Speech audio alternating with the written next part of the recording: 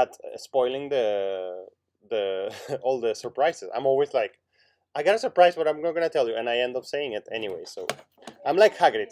I'm like Hagrid. Huh? Yeah, you like the spoilers. You want guys, you know, like I'm like Hagrid. So if you start asking me, I'm gonna end up saying it. So just don't do it. I cannot tell you that it's like the направление of TikToker. Come on. Oops, I said it like no.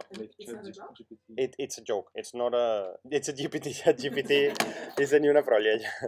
Yeah. So okay, let me start. Ah, the stream already started. Ah. Ah, there will be something like that. Yeah, some like this is another story. But yeah, I also think that's great. There would be like a teenager age course, like I mean, pre-university level. The they haven't told me anything about it, so I think I'm not gonna be involved in that. I think I'm just they're gonna not touch me for next year. But okay, friends. So look about since we have in my calendar of things we have this thing to do today. I want to complete like some things of the Welsh book, and I wanted to see a semi-modular synth because my goal with this course is to do two things. To go through the analog synths, which we're gonna do next week. Actually, not exactly. I'm not sure if it's gonna be next week or the week after. I have two things more that I really want to do with synths. To check out the analog synths and to give you analog synth that is free to download analog synth. Modular synth. So you can start thinking about how to make modular things and yeah. No, not true. Wait, I'll tell you which one it is. No, the one I'm sure I have done already teach 3 years is Cherry Audio. Yeah, sorry, I said it like. But yeah, that's coming later. Today I want to see a semi-modular synth, which is like I'm saying that it's kind of modular. It's not fully modular. It's the ARP 2600. It's an amazing synth. And I wanted to finish some little milch that I have on the envelopes and some things that I didn't cover. I gotta be honest, I don't feel like in the best shape for doing this, but I didn't want to postpone this lecture again, like and to make another week in which I don't come. So fuck this. Like I decided to come and let's see how it goes. So all right. I mean, there is obvious things about envelopes, and last week when I started talking about this, I said I don't want to cover this because you guys know this, but I think it's not bad to just have a quick conversation and then move on. So envelopes control, obviously how the parameters change over time. You know why I like to read these things? Because even me that I know, I mean I'm not the world's expert on these things. I just know a bit about it. But when I read these obvious things, I'm like, oh fuck, like I never seen it from that point of view, and I like to read obvious things. So, okay, so you see, envelopes control how parameters change over time. That I really like that sentence. Attack, decay, sustain, and release is the most common type of envelope. They control the length of time in seconds and milliseconds. The attack, decay, and release, and the sustain, it's a level. It's like dBs. So what is the meaning of that? It's kind of like the volume in which the signal is going to stop evolving. I spent a lot of time thinking that the sustain was kind of like a time unit.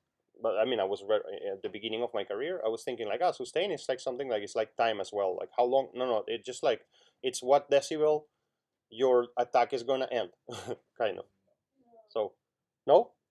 How do you see it? It is like in what position volume-wise Yeah. it stops. I used to think. Can be. Yeah, you're right. Can be higher than the it's after the decay, right? Like it's after decay. You said I just made a mistake. I always get these things right, and I like that you correct me. So a lot. I like that you correct me. So basically, I would used to think a lot that it was just a time unit, but it's a decibel unit. So let's repeat that. So I correct my own mistake. So after the decay, it's like the attack is going to be the maximum level of amplitude, and then there's going to be a transport. Ah, no, look, wait a second. No, guys, wait a second. That's not exactly true because, I mean, we have to correct this because you can have a situation when you have no decay. And then the sustain is going to be the maximum level that is going to arrive without decay. So I mean, it's kind of like they are independent from each other. So a decay would be once the attack time ends, the system checks like, what's my volume right now? Like, is it lower than the sustain? Yes, it is. Okay, then decay until the sustain. Makes sense? And then stay on the sustain. The note is held And then when the node is let go, the release time starts. Da? Did I say it right? I think yes. So if sustain is set at 100%, you see decay serves no purpose as the sound will not decay down. So in case of the envelopes, okay, so what's important for you to know as well, that I know that you know already, but we're seeing this slide for 5 minutes, is like there are envelopes of the filters and envelopes of the amplifier. Does that make sense? I mean, when I say it like this, it lands easily on you. So, and you can choose this. That's a, I mean, and the main reason why I discussed this thing, and I spent some time discussing this thing, again, I told you like last week, is that I want you to see any device in the world and be able to just use it. So if you get these principles right, then it's going to help you a lot. So whenever you see a synth, any device, you need to know that there are going to be envelopes. You can see it here. There are going to be envelopes for the amplifier. Here is super, super cool. Like amplifier, envelope generator. Like you see, it says like amp, EG, like envelope generator. I guess it's envelope generator. I'm guessing there. And then there is a second one, you see?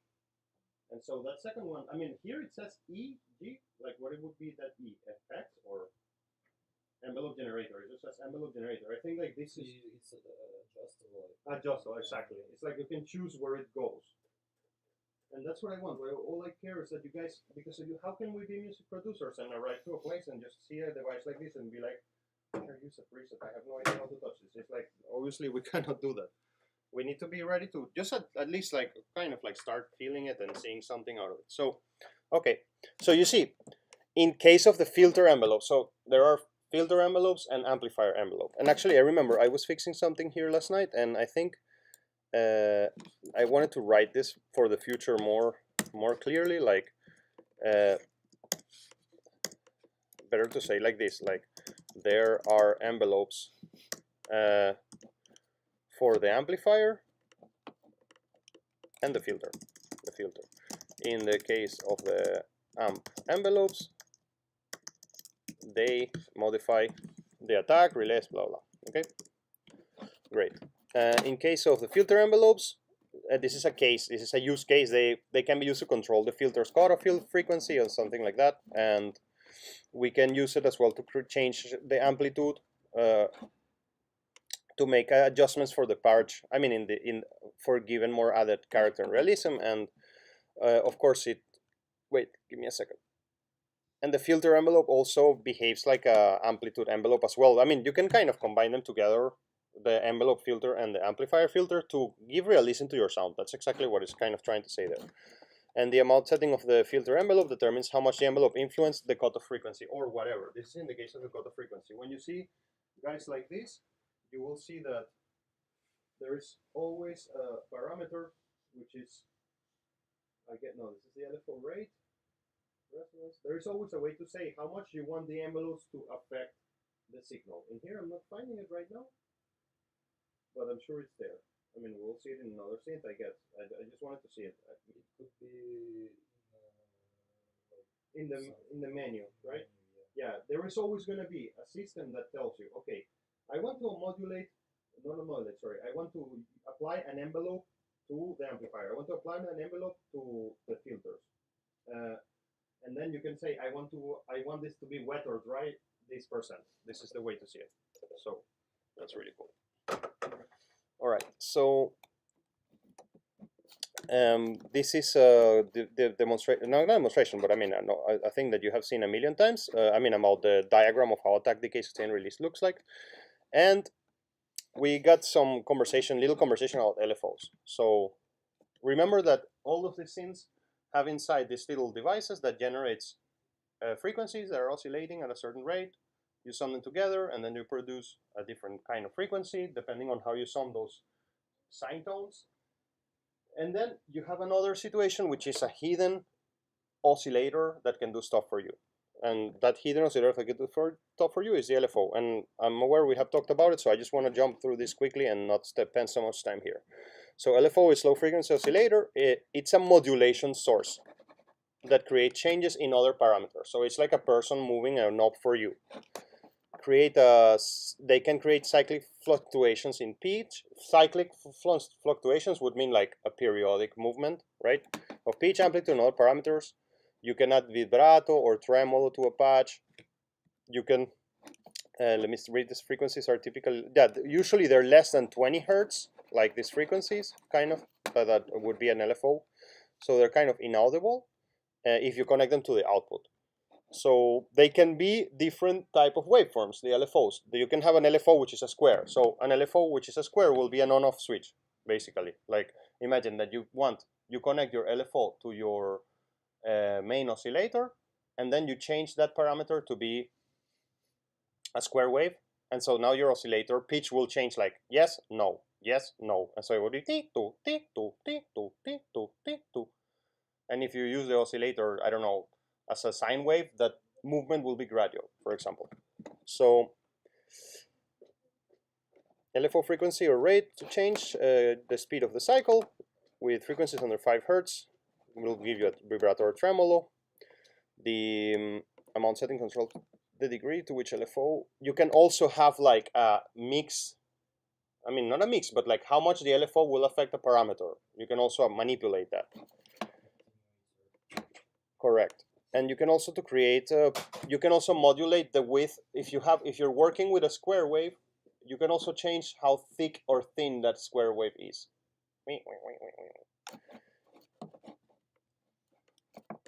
You can, by using pulse width modulation, you can augment the amount of harmonics that you have in a signal, which is really cool. This is all from the Welsh synthesizer cookbook. And when you see PWM, is pulse width modulation. Good pulse width modulation can give you string sounds and other things like that, etc. So this is kind of like how waveforms that are modulated looks like. I think it's really useful to see it, like how much can you sculpt it. You know, if you have a oscillator without LFO modulation, well, I really look like a Dielushka. It's really annoying for me. But anyways, it's like, when you have an LFO. Well, nice Dielushka, they're talking to you about synths. So when you have an oscillator that is not modulated, you see, like when you modulate it with a sine wave, then this can be the modulation of the amplitude, or it can be the modulation of the cutoff filter, for example. And this is how it looks, a signal when you modulate it with a triangle wave, for example. So yeah, you will be able to make a lot of changes and to the waveforms that you have. So I want us to see the ARP 2600. It's really one of my favorite synths. I kind of like every year when I use this, when I give this lecture, I forget how to use it, and I remember how to use it back in the lecture. So I'm gonna make a lot of mistakes. I'm really sorry for that. I didn't have time to prepare further than this. But I want to show you something really important that you need to know. So let me go here, because I mean, my wildest dream would be that you guys really come to this computer and play with these synths, or to download them yourself, whatever. Just get your hands onto these things, because those synths like that are not emulators of real life synthesizers are going to kind of, I mean, they're really great, of course, but I want you to have a bridge with the real world. Like, that's my goal with all this blog. So you can have you're not so isolated in the software world, that you can actually play real instruments. Like, I have a feeling that that is still going to be important for a while. And so what I want you to know is that these guys, all of the Arturia synths, they have a really nice inbuilt tutorial like thing that it's kind of guiding you through how to use it. So I want to start kind of looking at that, and while we do that, we're going to discuss some things of the what's the name of the ARP 2600. So you see, it's asking you, would you like to take a quick tour? So you can say yes, and then it's going to open you this menu on the side. You see, you can open that menu with this little knopka here. It's not so obvious. Click, and then you have a tutorial. So, and that's really cool, and I really invite you to use this to learn synthesis. And so you can go here and see how patching works. So it will start giving you a tutorial, and then it will give you like little exercises, like do this, do that, do this, do that. So I want to follow a little bit of that. On the other side, I made you a guide as well on this synth here. So and let's kind of go through this guide. Let's go through the material I made. Let's then go back to the synth and have a listen. And by the way, I haven't forgotten that we want to hear some of those animal sounds. I will leave it at the end of the lecture. So we have 2 sounds that I really want to hear. So that's going to be cool. I haven't forgotten about it. So this guy was released in the 70s. you see, it's a semi-modular analog synthesizer. So the meaning of that is that some things are pre-connected on the back. This guy is a semi-modular one too. Like a semi-modular is a synth that you can recognize it because they make sound without you connecting any cables. That's already a semi-modular. If it makes sounds without connecting any cable, you know that it's not fully modular. And what's the difference? I mean, it's just like you get some performance ready instrument without having to do anything. You also, I don't know, I mean, why would you be motivated to have only a semi-modular synth? I mean, it's actually better to have everything, like to have semi-modulars, modulars. They're all going to give you different results. They just come pre-wired. And by the way, I have, if I'm not mistaken, let me see, this is the point blank one. I have a video. Oh no, this is the point blank one. Is it the same? No, wait. And there is a conversation we need to have about something called sample and hold, and we will have it. Let me just 1 second open this video quickly. Let me see if this is the one I wanted to share. I think it is. Hi, I'm Dan Herbert, course developer and instructor at Point Blank. And this tutorial video... Yeah, we will go through it. I remember this video. I remember that I also have a video where it displays you this synth. It's like it was actually like a reclama kind of thing. Oh, I didn't change the name of this. This is important. Sorry, guys. Before I forget, because then it will not appear in our playlist. So here, introduction to music production. Nope. Sorry, just a second before I forget. Here it is. Done. Save. Okay. Great. So yeah, let's go back to the guide I built, and then we will see as well a little bit of this video and see how to use it. So okay. So this guy was built in the 70s, and it's a semi-modular synthesizer. It has a lot of components. Of course, it can give us like every synth in the world. It can give us oscillators.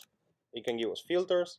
It give us envelope and modulation generators, and it's built with Moog parts. So that's just a fishka of it, and that's why it sounds not similar, but it has that Moog flavor. So of course, this is an emulation of the ARP 2600, and one of the reasons why I was coming to YouTube when I noticed that I haven't put the name of the app of the app. I'm going crazy. Just like I'm really in pain. It's a bit hard to give the lecture like that. But anyways, I wanted to come to YouTube is to show you this video. Yes, it's in Russian actually. Wait, that's not exactly. That's kind of like a translation of the video I wanted to show. But whatever. Yeah, we're in Russia, so this is how it looks in real life.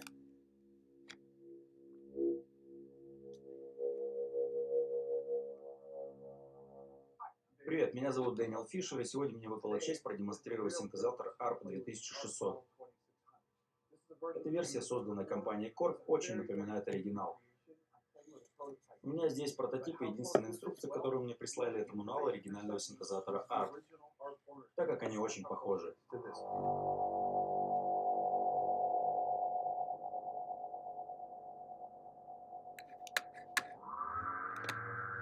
So I don't want to watch this video in full. I just wanted you to kind of see the device, and I'm actually gonna put this video there so you can guys check it out later. I don't like to watch videos in lectures, but you got it here. That's kind of one of the videos that I wanted to show. And this synth it's really special. So let's see how far away we can get with it. I just wanted to add this guy here. Okay, great. So let's move on. So all right. Better to continue here. So we have a sources module, and I hope that by this point you already have this intuition that you will always find everything in the same place. And the reason why I chose to go with the Arturia today is because we're going to go to a full modular synth next week, and I thought this was a good way to start this mentality of connecting patches in between things, so you can get used to that, because you're going to have to plug some cables, you know, from one place to the other. So let's see how this starts.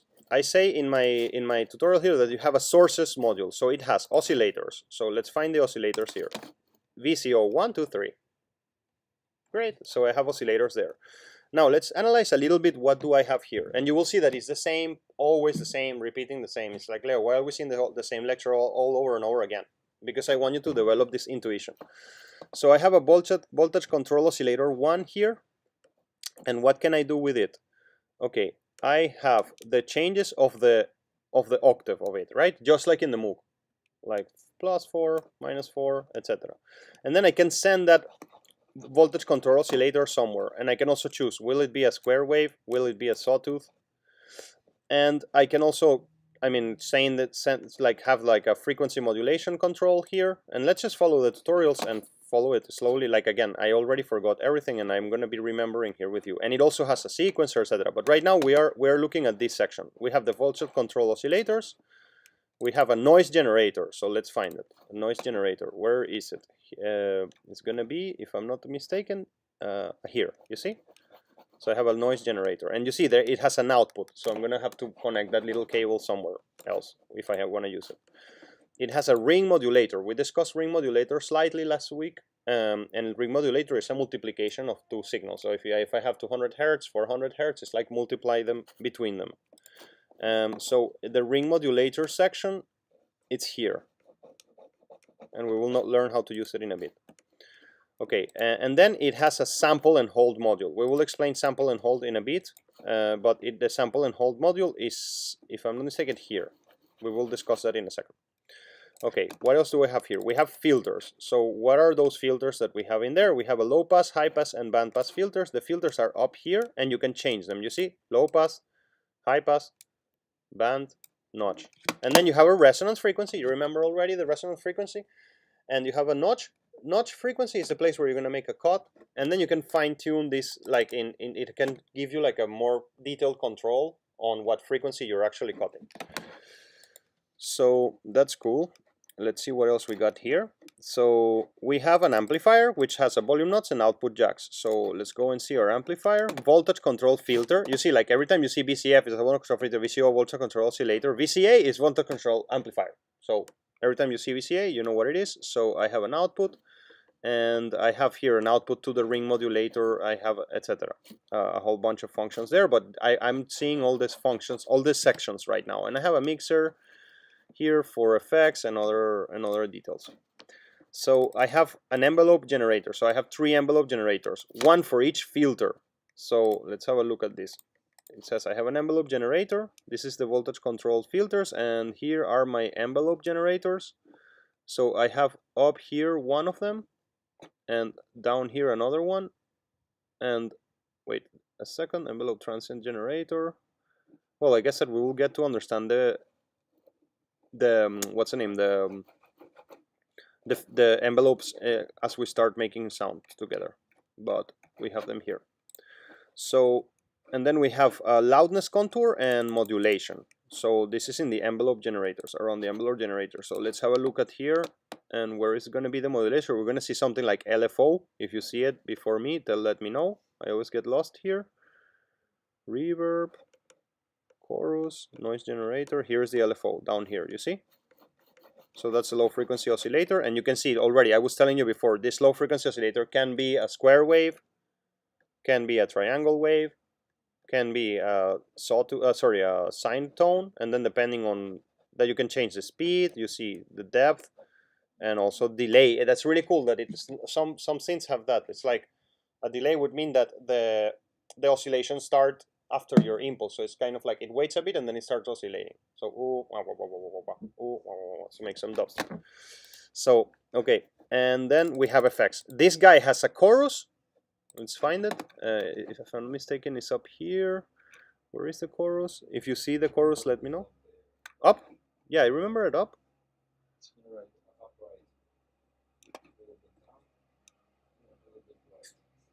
I forgot. Here's the reverb. Yeah, here's a reverb, and then there is going to be a chorus too.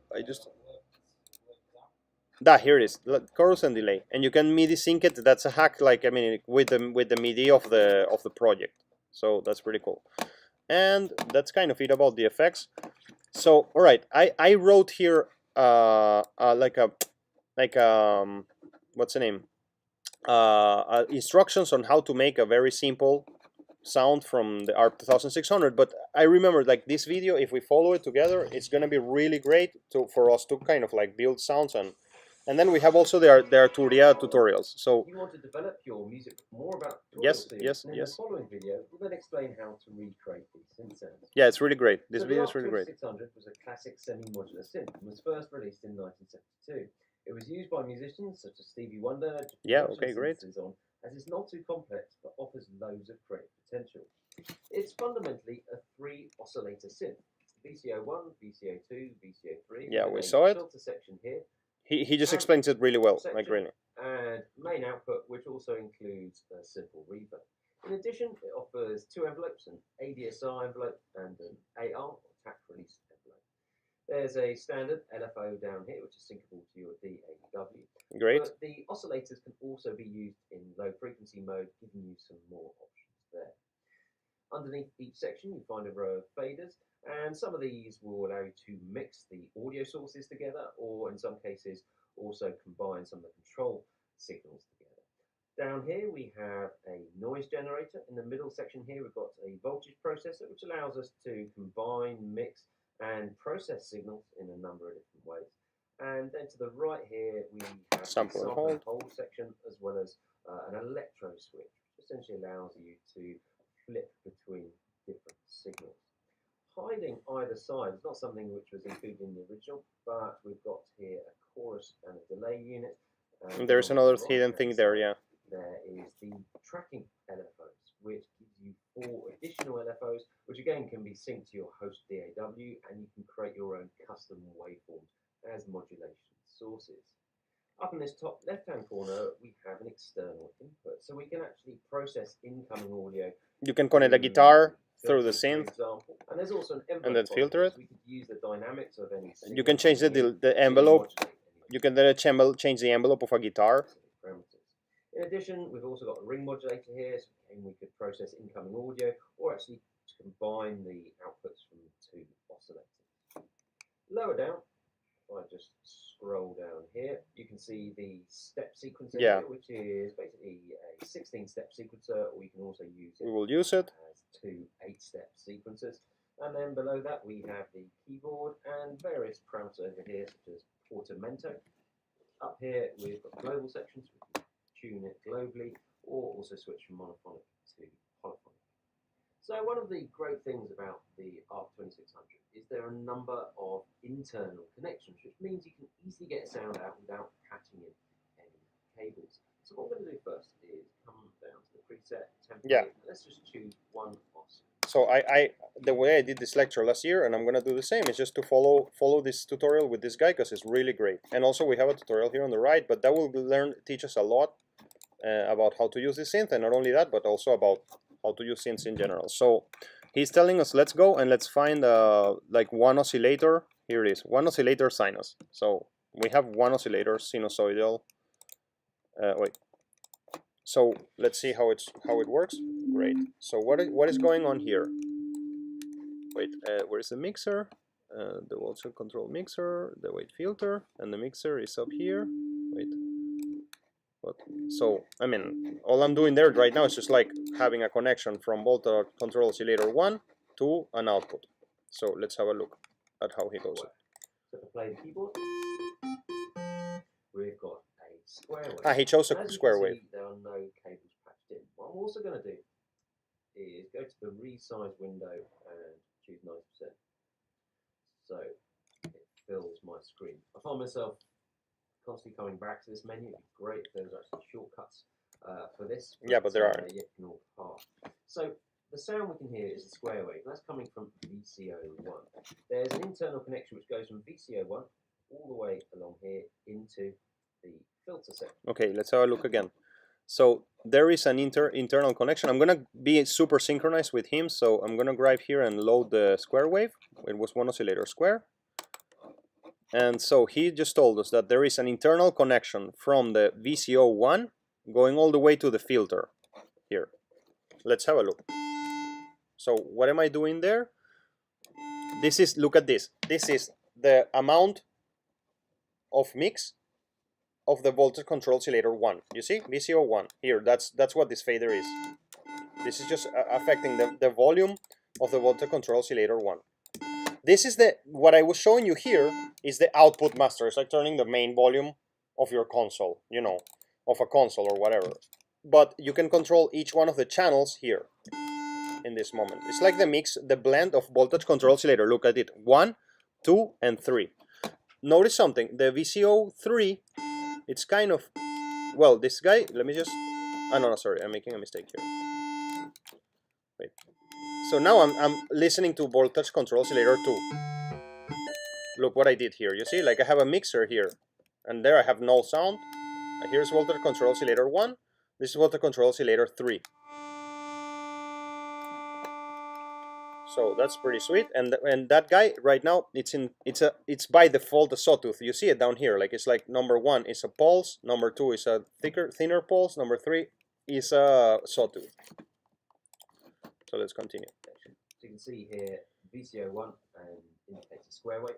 So although we've only got 3 oscillators, actually they generate 10 waveforms simultaneously. So saw, square, triangle, saw. Yeah, because you can, I mean, you see, like this is the thing about a semi-modular synth, that right now you're hearing, let's hear oscillator 1 again. So goodbye you, hello you, here's oscillator 1. Now oscillator 1 is by default. This happens to me with the ARP 2600. I just start, I don't remember anything, and I told you, I start remembering as I go. I'm sorry, I didn't have time to study before, but we will get to somewhere really constructive.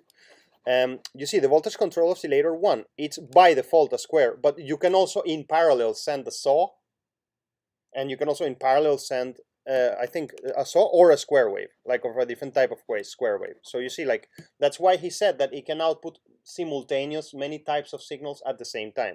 Even though you have only 4 oscillators, you kind of have like, in a way, you have like 12 oscillators that are synced with each other with this synth.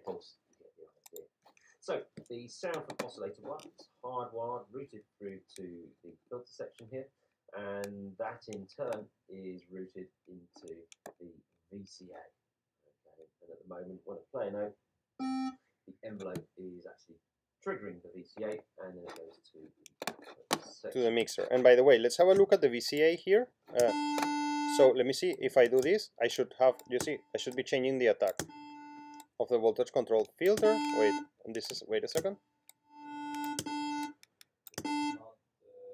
No, this is just volume. No, it's gonna be here, bro. Yeah. But no, we need to connect it. Let's continue. Let's continue. We need to connect it. Yeah, we will need to connect it. Yeah. So let's continue. I wanted to see if I could control it right now, but not yet. Equally, okay. we could come along here and let's just turn up VCO3.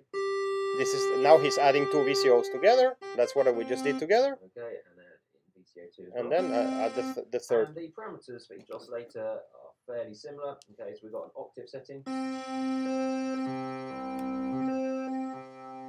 And you can also set the semitones differently as well. Whenever you're setting parameters, it's always handy just to keep an eye down this bottom left-hand corner, because it gives you a much clearer indication of your semitone settings. You've also got fine-tune control here, so it's handy for the detune type sounds. And to reset any of these controls, just Double-click it. double-click, and it resets them to their default values. So the filter is a multi-mode filter, and you can just use this switch to switch between the different filter types, and the cutoff.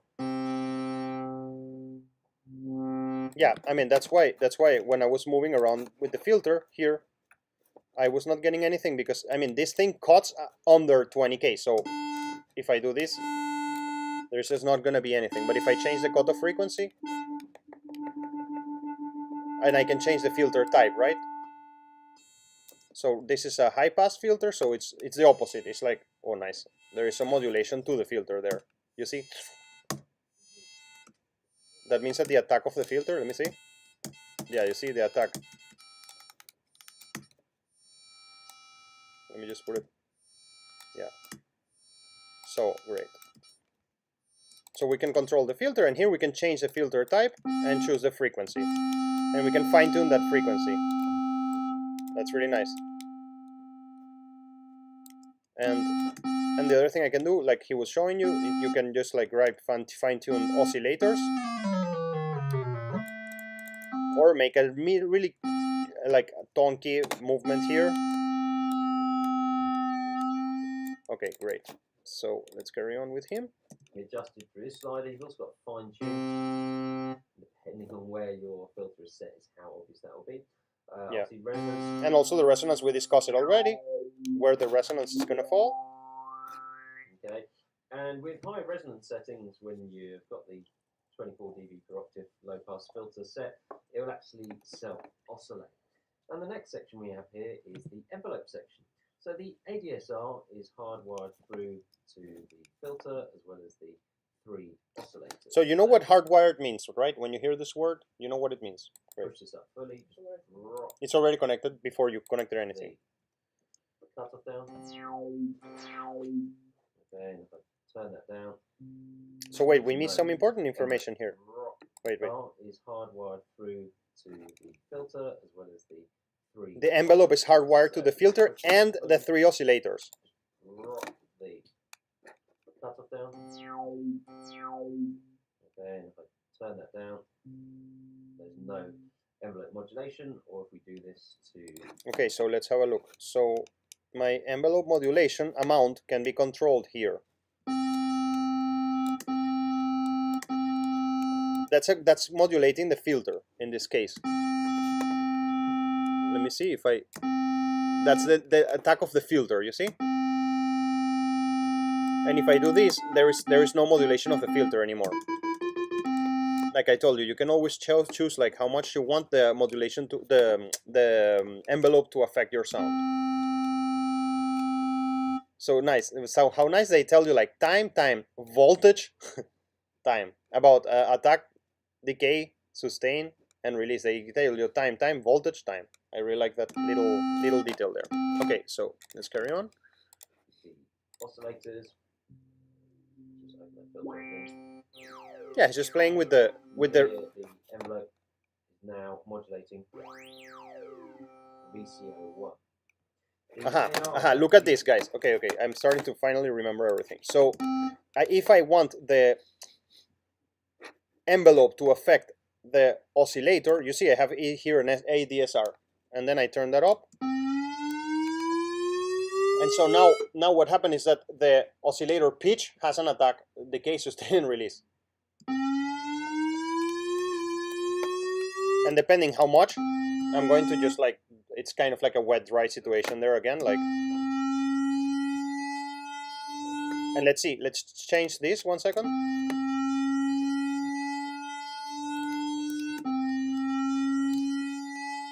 Let me see release. Oh, it has no release apparently. I thought that when I let go it was gonna...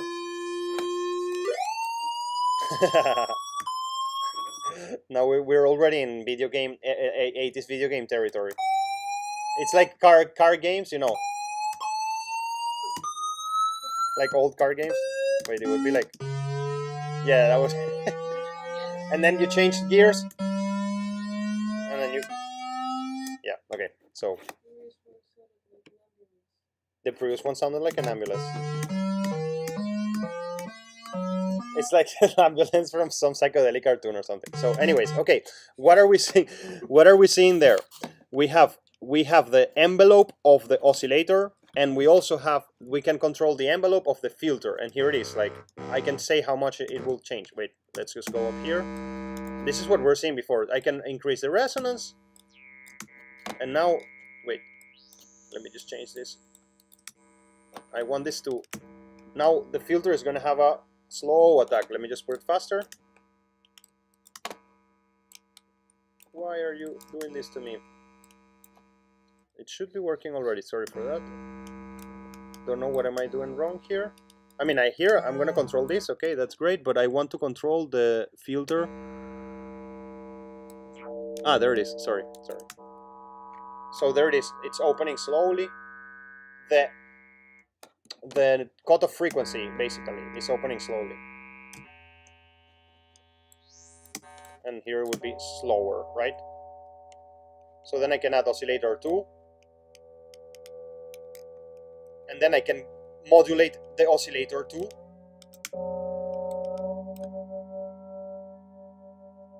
So now oscillator 2, and now I can fine-tune them. Look, change the pulse width. And imagine, add some delay, which is here. We saw it down. Where was it? I lost my delay. They're hidden. Hey, hi filters. Come on, not filters, effects. And I mean, look how fast I got to somewhere. Like, this is not my dream sound, but how fast I got somewhere. And it's moving already. I haven't done almost anything. Great. So let's continue with our friendo here. This envelope is currently modulating the VCA. So if I turn that down and I press the key, Let's go back here. 1 second. the AR. Let's go a little bit back. So he was there. Here the envelope is now modulating. Yeah, we saw this already. The AR attack release envelope is currently modulating the VCA. So if I turn that down and I press the key, we don't get any sound out. And we can equally switch that between linear or okay, so you see, like, I mean, again, you can modulate the AR. This is the other envelope that it has. It has two envelopes, an ADSR and an AR, attack release alone. And then you can say tail to the AR. This is where I got lost for a couple of minutes ago, to control the voltage control amplifier. So now that's the attack of the whole synth.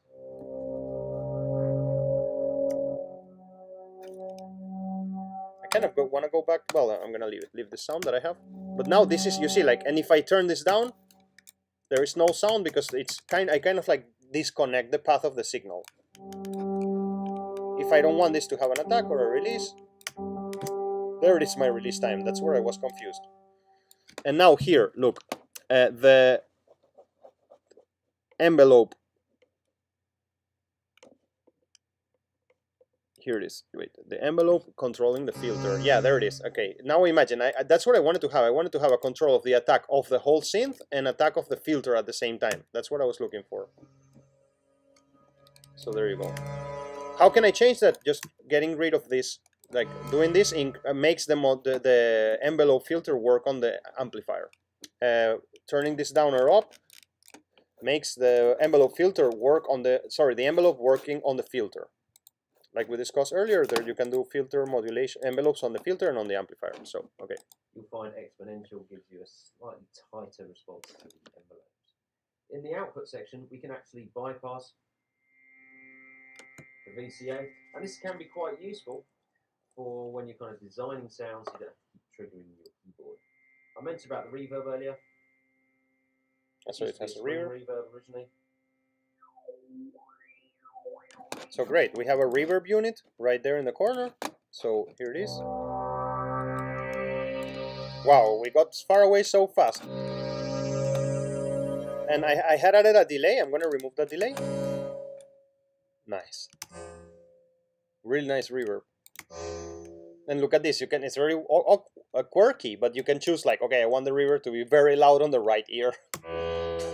And not. Why not? Why not doing that? Okay. So let's continue here. There we go. Let's turn that back down and take that off. So let's look at some modulation options now. Yeah, that's where I wanted to get. And resize the window.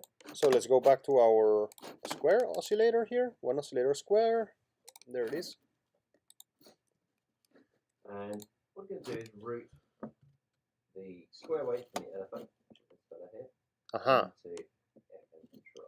Okay, so let's do that first connection ourselves. So we are back to our preset. We lost our immersive sound, and now he wants us to, and this is the most important part of this lecture because we will do this a lot when we see the modular synth. I just wanted to see a semi-modular first.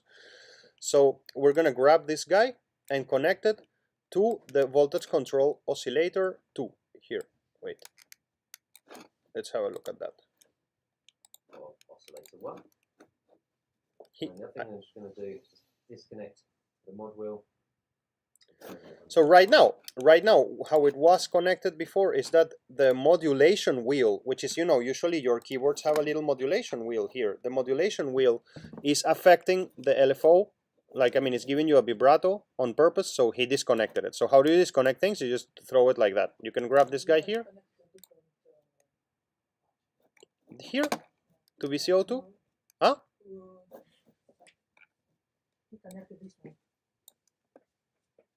Thanks.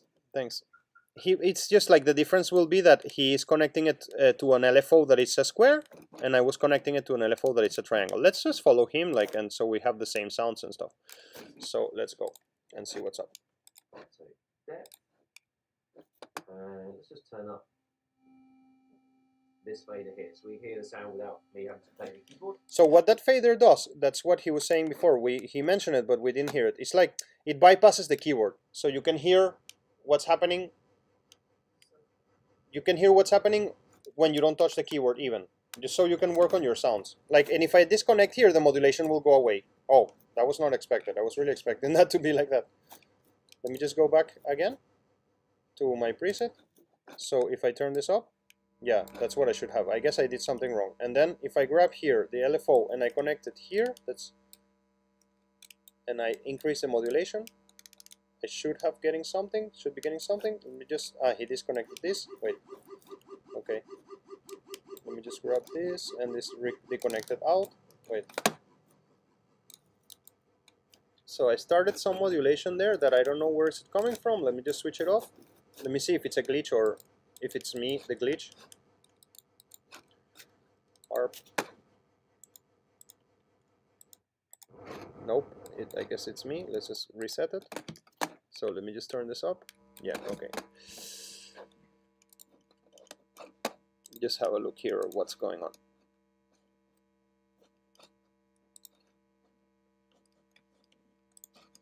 And now I'm good. Okay, we're gonna go crazy. Let me just turn this down. Let's just turn up this fader here, so we Turn hear this the sound down. without Yeah. me having to play the keyboard. And now I'm just going to increase the modulation amount here.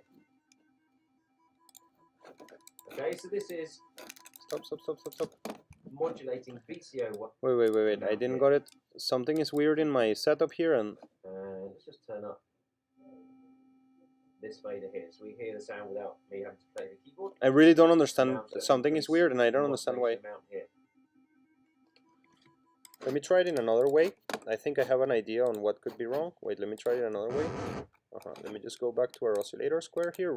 Revolution of the machines here.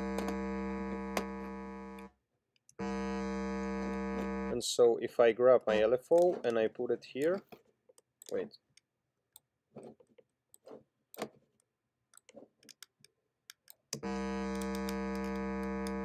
Dude, like, why is that happening?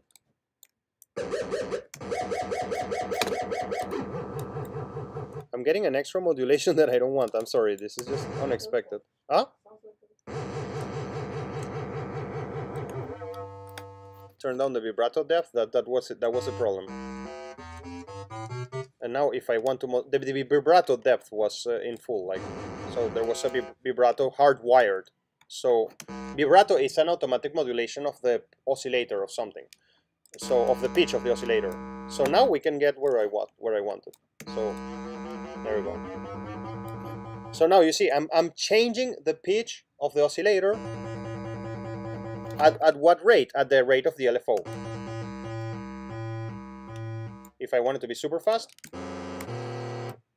And now I told you when we started talking about synthesis, I told you about something called FM synthesis, which means frequency modulation synthesis. And if you start changing the speed of something so fast, it becomes a note of itself or a sound of itself. So what's going on there is that the pitch of the oscillator is changing kind of like 20 times every second. And so that gives you the perception already of it as if it's kind of like a new synth. And that's how FM synthesis works, actually. It's just like, yeah, if it's 20 hertz, yeah, there you go. I didn't see it. I said a number for saying a number, but yeah, 100 times every second. It's changing by what amount? By this amount. So if I increase it to a very high level, I get a really unique sound because I mean I'm changing the oscillator's pitch 100 times every second. So now I'm changing it 1 hertz will be 1 time every second, something like that. And why it looks like an ambulance? That's really an ambulance there. Why it looks like an ambulance? And if I add some reverb, why does it sound like an ambulance? Because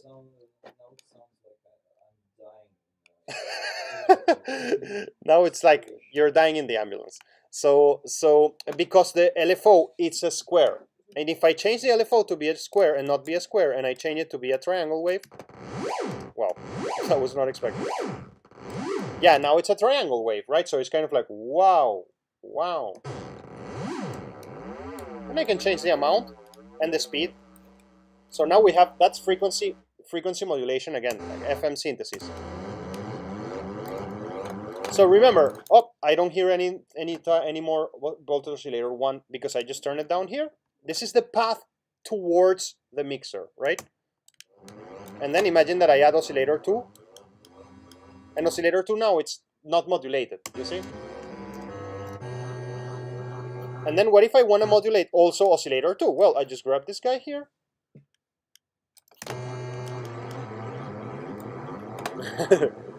And let's change the pitch of it.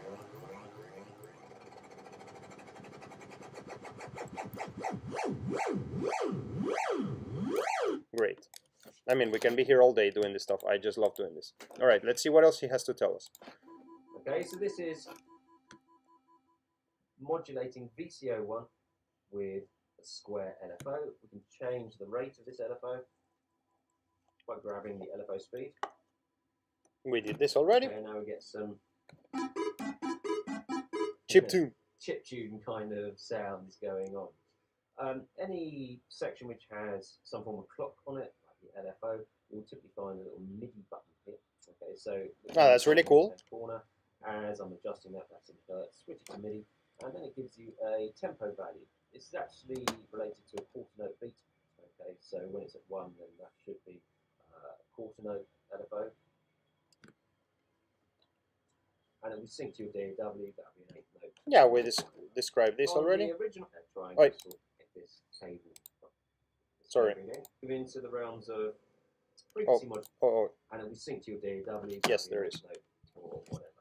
On the original ARC 2600, the VCOs doubled up as LFOs as well. So if I just disconnect this cable here, and you'll see this input here is VCO2, and it's got an icon indicating a sine wave. Let's just turn up this fader again. So what I'm going to do is switch this to VCO2 to low frequency mode. So, okay, check out. That's a really good case. That's a really important good case of something that is hardwired and connected. I'm going to disconnect this 1 second. I'm going to disconnect it all. So now I have no modulation here. Wait. And I have 2 oscillators. I'm going to turn one on, down. And look, if I remember in the mini Moog, if I grabbed the oscillator pitch and I chose the lowest one, it becomes an LFO. So this guy is so fucking powerful. Can you imagine? Like each oscillator can output 4 different waveforms at the same time, because the Moog cannot do that for you. The mini Moog can only output like either square, either triangle, either. This guy can output 4 at the same time, because you can patch them 4 different waveforms at the same time, and it can be modulated. Each oscillator can also become an LFO. That's what I wanted to say right now. Each oscillator can also become an LFO. So what he did was, you see down here it says like VCO2, not VCO1. It's very strange. You see, like this is VCO1. Like why does it VCO2 here? Because there is a connection underneath the synth that is allowing you to modulate oscillator 1 with oscillator 2. When oscillator 2, it's in the function of low frequency, which is like it becomes an LFO. Let's see if I can successfully demonstrate that. So now, if I fine tune, I expect that if I fine tune this, I should be changing. And you see, notice that oscillator 2, it's down. It's not. We're not even hearing it. But I'm modulating oscillator 1. That's why here it says VCO2. And I think that what happens, not I think, I'm telling you, when you connect a cable there, you bypass the hardwired connection. That it's already connected. Now, So we don't need to patch them.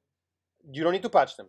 Now, because what I'm understanding something now after the 3rd lecture I give of this. I'm so stupid, but it's just like I forget every time. Fuck, that's so painful. This VCO2, I mean, the reason why it says VCO2 is because it's telling you what's the connection that is hardwired there. That's what that message is. You can bypass that connection.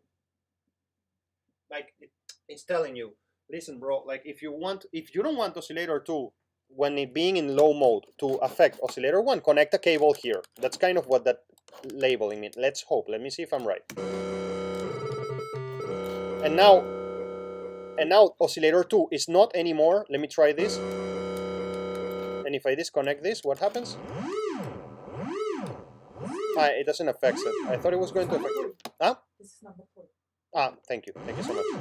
Yeah, you see? Like, thank you so much. Now oscillator 2 is affecting oscillator 1. Now if I drop a cable here, it will stop doing that. Let's just do it. Up, up. Yeah. I just bypassed that connection. Okay, that's really cool. So I can change oscillator 1 with oscillator 2. And if I change the, no, I cannot change the wave here. It's like by default another that type of wave. Let's see what's depending on the frequency, speed. Yeah, that's exactly what I was doing. It's now modulating the pitch of VCO1 as I speed it up. Yeah, that's all clear. Into the realms of frequency modulation. And then he's doing frequency modulation there, what I just explained you. All the wonderful sounds we can get. Huh? Why do we need that? What do we need? What? What's the difference between LFO from the VCO2 and the regular? The main reason is that, I mean, we think like plugin makers, it's just to give you more options. It's just so you can have two modulations in parallel at the same time. Like, I mean, and also remember in the past, bro, like, I mean, here I can connect this LFO in square mode. I can connect it here, and I can connect it here, and I can connect it here at the same time. Hey, it should be allowing me to do this. Yeah, you see, obviously in the original one you couldn't connect two cables in the same place. Like this is just now I'm modulating both oscillator 1 and 2, and look at this powerful thing. And this is so cool to demonstrate what synthesis is like, or how far away you can get with these systems. Like, look, right now, imagine I'm telling the LFO to control oscillator 2, which is in a low frequency oscillator mode. So I'm modulating the LFO, which is later modulating oscillator 1. And that's the thing about the universe. It's like with very simple things, you can make great complexity. So let me see if I'm right. So you can make 3 LFOs at once. You can make 3 LFOs at once. Yes, yes. There you see, like I'm kind of modulating the modulator that is modulating also oscillator 1. So yeah, that's pretty cool. I mean that this thing is designed like that. It's just because there were limitations in the past, and this thing remained to the present, and it determines the sounds that we have. Out of FM synthesis, it's kind of metallic, noise-based textures. He's just right now. He's still in this thing of like oscillating, modulating oscillator 1 with the LFO that he transformed oscillator 2 to become an LFO. Brilliant. Let's turn that down. So let's now look at the sample and hold module. Again, Okay. we don't need to patch any cables. Okay, before we look at the sample and hold, we're going to open a new concept. So if I can grab your attention for a minute, those of you who are not so connected, let's have a look at 1 second at this video. Okay, this is about sample and hold in particular. Now in this video, let's patch up. So now we have the Moog modular. It's the same principle as we had. Sample and hold module and see what's going on here. So first of all, as I mentioned, we have to have some sort of input to the sample and hold to sample. So what we're going to do is going to start out here with this low frequency oscillator, this voltage controlled low I'll explain you what sample and hold is in a second. frequency oscillator right here. And we're going to grab a sine wave from that and plug that into the input on the sample and hold module. And you see that the sample and hold module itself has something called a clock rate, a trigger, a switcher, we don't know what that does yet, glide, which we'll get to in a second, and an input and an output.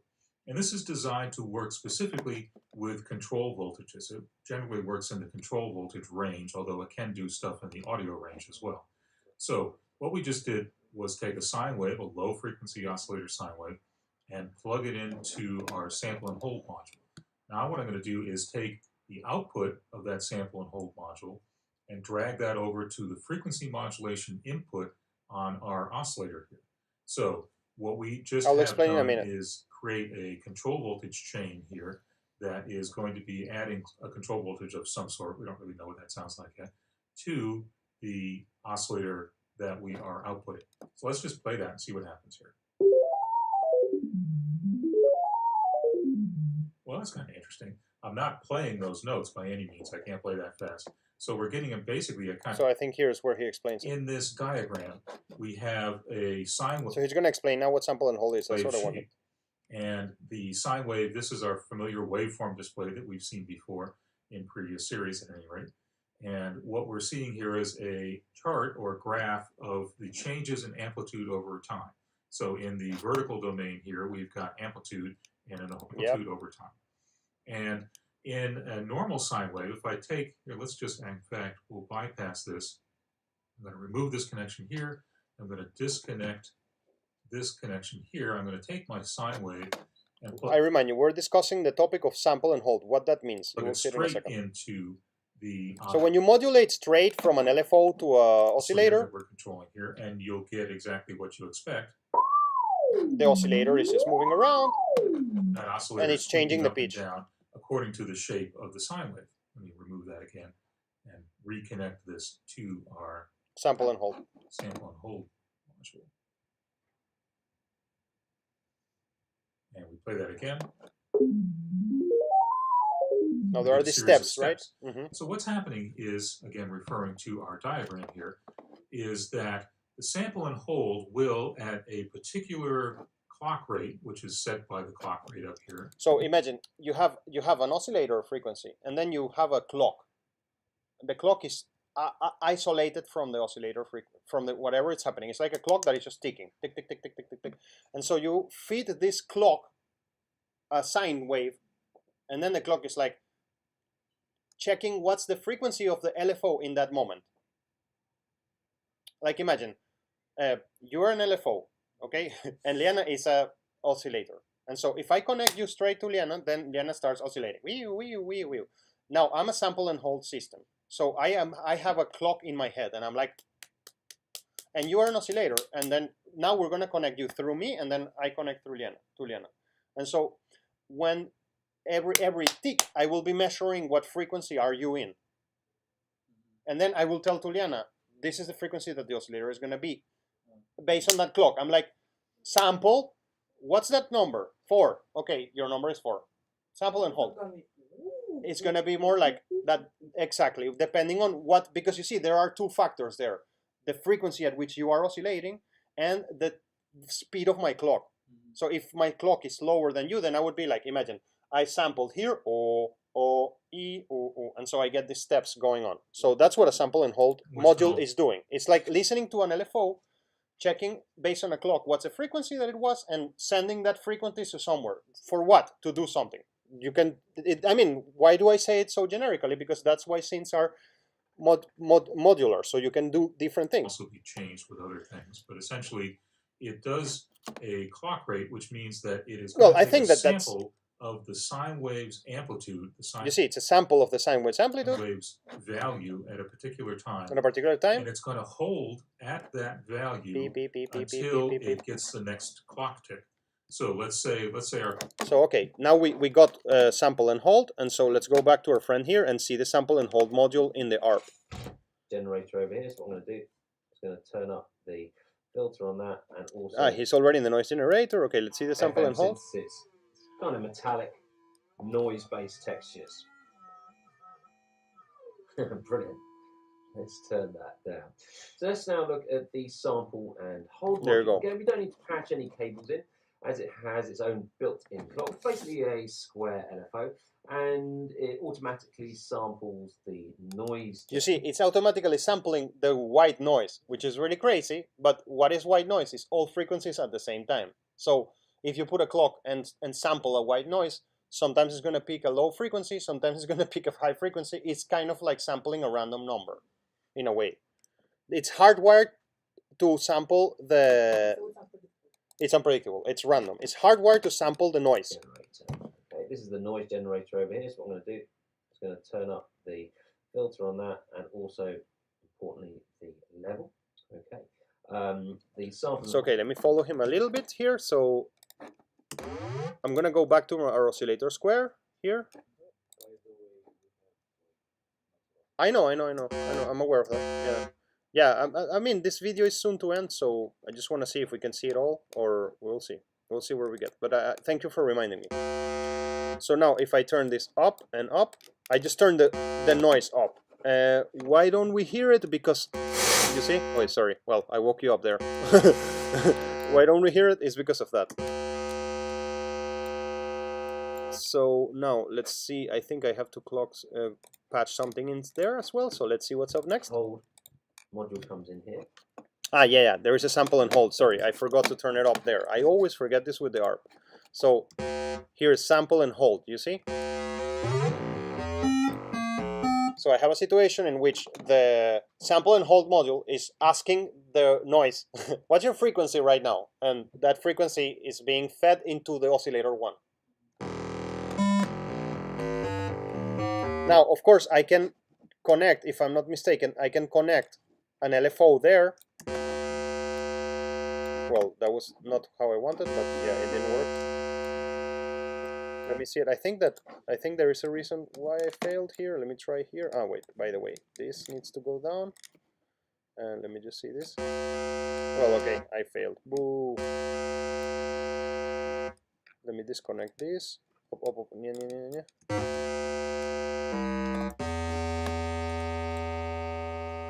Well, I guess that I need to do it to the clock. Wait, let me just try again. Disconnect this guy. Up, and that's right now he's sampling that white noise. This is the clock out, electro switch, MIDI. Well, I was really expecting that to happen, but no, this is not gonna work. This is the internal clock. Let's look at this internal clock. Up. He doesn't even let me make that connection. He's like, no, you stupid. Let's just see. Let's just see what's happening here. No. Can't hear anything happening at the moment. Yeah, so he's I gonna need to do turn this the fader up. sample and hold. Okay, we did this already. Which causes it to sample, speed up the rate. Yeah, we did it already. Slow it down. What we could do is sample an LFO. Aha, that's what I wanted to do. Let's choose the sawtooth over here, and we're going to connect. That's it what I into did. This inlet here. No, Ah, okay, I see. So let's have a look. So what did I do wrong? So I was like, I grabbed it from here, and I connected it here. No, I tried there, but in the first try, I tried up here. Ah, there it is, sorry. I think that it was just too slow, I guess.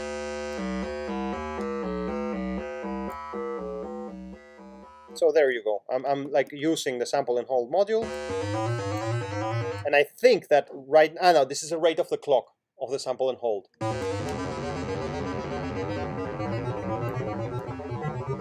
Let's add some reverb there also.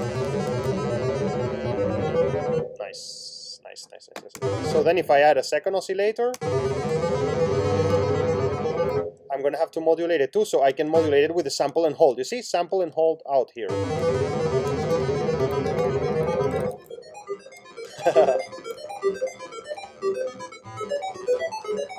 Okay, cool. So let's see how far away we can get. I think we will make it to finish this video. Now, the important thing when we're doing this is the relationship between the clock and the different rates. So if I slow this down. So yeah, you get it. Like, I mean, you changing the speed of the LFO and the clock will give you different results. And this is going to be changing a lot. Nice. And now if I speed this one up. Or we can get these kind of varying melodic patterns because it's just sampling a continuous controlling voltage. What we can do, however, is use the quantized section over here. So let's go from the sample and hold out into the input here, and then from the quantized out, and we'll just drop it straight into here. So what? Let's hear what he said about that quantized section. Just a moment. Here. And then Wait. Sampling a continuous controlling voltage. What we can do, however, is it's just sampling exactly sound in tune. Okay, and that's because it's just sampling a continuous controlling voltage. Yeah, I mean, you can basically the results that the sample and hold module is doing. you can quantize them to a certain value if you want it to be in the key that you are playing in. Like, so it's a mathematical multiplier. Let's say that you're playing A4, it's 440 hertz, and then you sample something that is not harmonic with 440 hertz. You can get it, the system, to kind of like quantize it to be the note that you want, the sampled value. So You can do, however, is use the. let's hear it more. Now, what you might notice Look, is these don't exactly sound in tune. Okay, and that's because it's just sampling a continuous controlling voltage. What we can do, however, is use the quantize section over here. So let's go from the sample and hold out into the input here. so he has an output on the sample and hold here, sample and hold out, and so we're going to input it, if I'm not mistaken, it was into input A, up, into input A. Great, come on, into input A. Will it work? Yeah, great. And then the output of the quantized output, I'm going to connect it here, so I replace what was originally hardwired under the synth in the sample and hold. So you see, now it's musical. Let me turn down oscillator 2. Wait, sorry.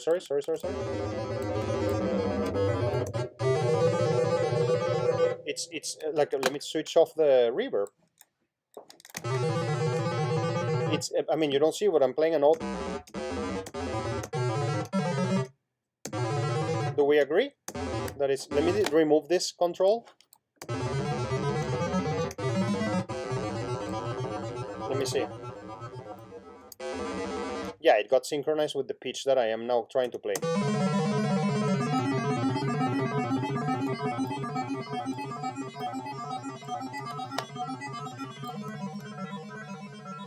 Yep.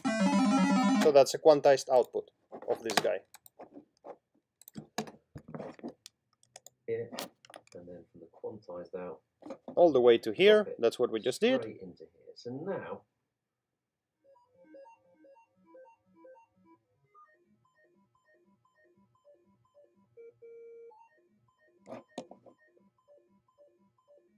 depending on which note you play, well, that's really clear. We already demonstrated.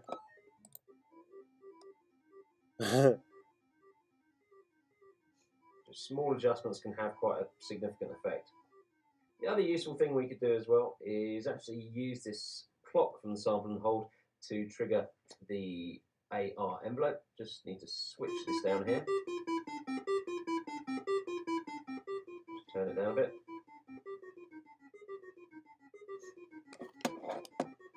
Let's try to get something like that. So I'm going to turn this up here. So let's turn down the rate. That's what he was doing now. Was like,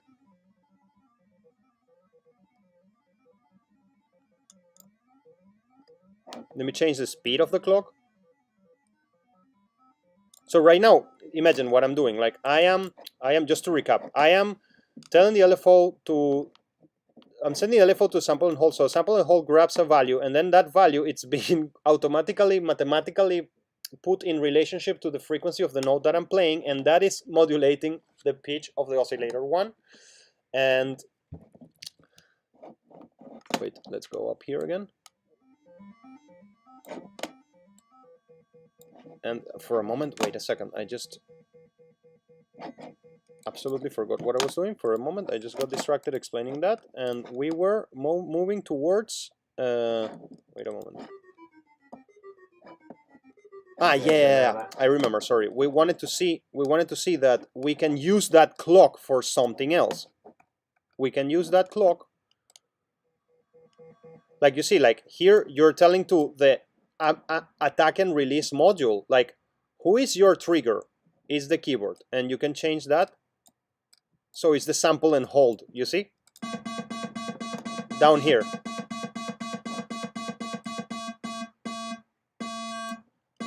So now the sample and hold module, it's not only modulating the frequency of oscillator 1 through the quantizer, it's also opening and closing the attack and release module. So it's another level of modulation. So,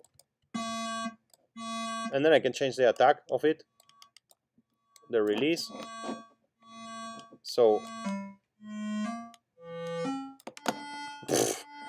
how far away we can get so fast with this synth without touching any button. Yeah.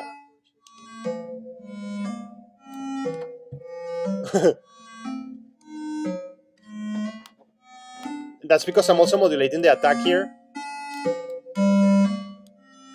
And if I change the speed of the clock, yeah. Right now, it will not do anything because I need to change this. The main attack and release module was connected to the sample and hold. Now I can play a note.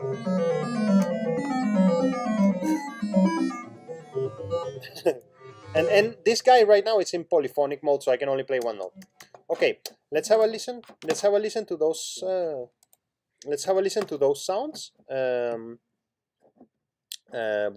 have a listen to those sounds that we got here. We just have a couple. So Anton, you wrote me something, bro. I'm sorry I haven't answered to you, and I even I just was in my world and I couldn't process. Great. Ah, that's the original animal. I was like, fuck, man, you did so great. So what is a whale or something? Yeah. Fuck, man, it's better than the original, man. This is awesome. This is 100, bro. This is amazing. This is amazing results. Great work. It sounds so cool. I'll check out your document. So let's have a look. Wow. So, okay, it's only a lot because I chose to replicate that wolf howl, and so it didn't work. It worked only on low notes. I decided to move on and make a whale sound. So he analyzed it with his ear, and he realized that it's a sine wave with several harmonics. Then he watched the original through a spectrum analyzer, and noticed that the main frequencies are 600 hertz and 1200, and they were gliding to their main frequency from about a tone below, so it's kind of like starts on a lower tone and ooh, so there's an oscillator modulation there, right? I started to build my synth stack. I loaded a bunch of wave tables with a simple sine and started to tune them to original sound to get the gain of the original formants, and then he tried to figure out the envelope, and all the synths are the same except the one are playing on tune. To initiate natural pitch and volume, so he added an LFO modulation to each one of the modules of the synth that he was working on. Then he worked on noise, filter it. There was also some saturation going on, and that's kind of cool. Bonus points for me for reading about formants and vowels. Great work, Ratan. This is amazing. Let's hear the next one that we have. Deliberate. We will hear all of them. Doesn't matter when you do it. Like, just deliver them. We need to hear all of them. That's gonna be really cool. So let's see Nata here. So this is the wolf, the original, right? That's the synth. Sorry, Ori wolf, original wolf. So let's hear the original.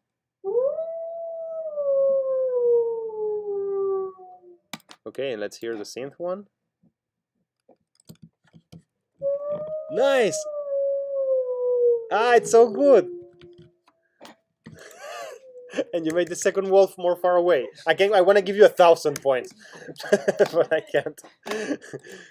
And you made the second one far away. This is amazing. So let's see what's happening. Wolfie. So I made this assignment at home, so I used out-of-tone powers. From the start I knew there would have to be a slide option on an LFO on the howling melody of the world. So she chose an analog synth, but it didn't work well, so she went to the wave table. So she was using the wave table. First oscillators chose randomly, and then adjusted a couple of times. Following the melody was the main target, but the tuner I made with the MIDI and did the slide. But tuner I've made it in MIDI and slide mode. Then I did a low cut filter moved by LFO2. Great. So you modulated the filter with LFO2, but it was working with every note I was playing. So I changed the melody idea from slide to LFO movement, and it was working well. But it sounded more like a siren or a safety alarm, or a whale than a wolf. Then I needed some long stops. So it kind of like whoop. Okay, like making a staircase from a slide. So I moved back to the slide option in the synth. I've taken notes of the melody that Ableton suggested me from audio to MIDI. Ah, great! You use audio to MIDI. You grab the wolf and put it in. Ah, nice idea. I think I missed this in what you wrote before. Before I did just by frequency wise, I tried to use tuner and adjust it to like MIDI Да. and write by myself, but later audio to MIDI. This is amazing. They're in the same frequency. Make howling choir because wavetable can do only mono slide. Yeah, and did second EQ. Okay, later I compared the spectrum and made a master. The initialify, the sound needed an extra noise and a new low frequency peak, and I use analog synth to make them. Great, man, you did an amazing job. It sounds awesome. And you filter them, I see, like with the equalizer. And so what do we got is this. Do you see a value? I mean, you see, we have, I don't want to be as static, like old school guy. Like, I think that computer synths are very intuitive, like they're just kind of telling you they have menus, you can choose them. I hope that you see a value in the fact that we're looking at a device like the ARP 2600 or something, just because I want you to be people who are ready for all the seasons. So we have said this before, and I understand that when you open the synth in Ableton, it just gives you all these things kind of there for you ready, but these kind of devices are in the world and we need to know how to use them, and also it's pretty cool to feel it. I don't know if you have shared this feeling, so I hope that this module where we are of the synths world is not so boring and that we're getting something from it. Soon we will start using them to make music, so we will stop just thinking about how they work and we will just do layering. We will have a big lecture about layering when we finish synths. Like as soon as we finish synths, we will have a huge lecture about layering, which is when we go back from thinking about synths in isolation, we start thinking about how to use them in our productions. So, okay, guys, thank you very much. It was always great to share with you.